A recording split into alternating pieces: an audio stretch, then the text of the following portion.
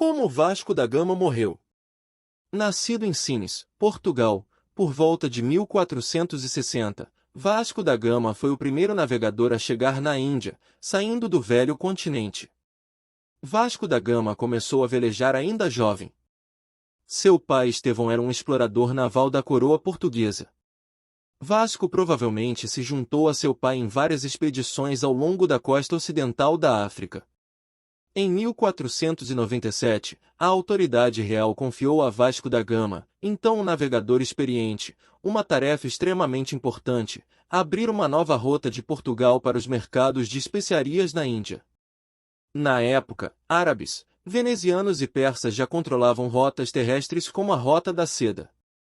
A ideia de Vasco da Gama era circunnavegar a África. Em 8 de julho de 1497, Vasco da Gama partiu de Lisboa com 4 navios e uma tripulação de cerca de 160 homens. 4 meses depois, ele alcançou o Cabo da Boa Esperança, o extremo sudoeste da África. As correntes que ligam o Oceano Atlântico ao Oceano Índico são extremamente fortes. Para evitá-las era preciso navegar em mar aberto. Mas isso significava abrir mão da costa como ponto de referência em águas para as quais não havia mapas disponíveis. Vasco da Gama estudou por muito tempo a melhor rota e conseguiu conduzir seus 4 navios para além do cabo. Um mundo desconhecido se desenrolou diante dos olhos de Vasco da Gama. Nenhum europeu jamais havia navegado no Oceano Índico. Depois de mais 6 meses no mar, os navios portugueses atracaram no porto de Calecut, na costa ocidental da Península Indiana. Os mercadores árabes detinham o monopólio da área, mas depois de longas negociações, Vasco da Gama conseguiu criar um assentamento português como base para o comércio futuro. Regressou a Lisboa em setembro de 1499, triunfante. Mas a feitoria portuguesa de Calecut acabou nas mãos dos árabes.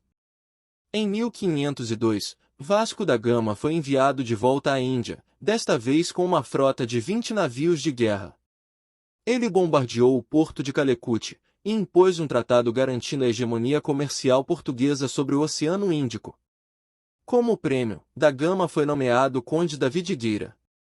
Ele ficou afastado do mar por mais de 20 anos, até 1524, quando o rei o nomeou vice-rei da Índia, e o enviou para governar as possessões coloniais da coroa no Oceano Índico.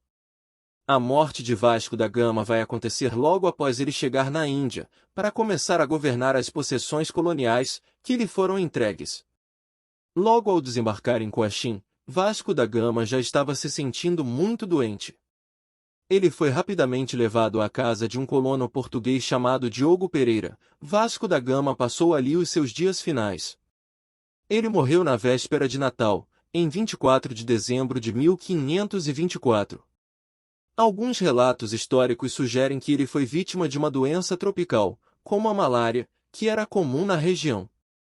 Ele foi sepultado na igreja de Santo Antônio em Coxim, mas os seus restos mortais, conforme ele desejava, foram reconduzidos a Portugal alguns anos depois. Seus restos mortais foram cuidadosamente preparados e transportados de volta a Portugal.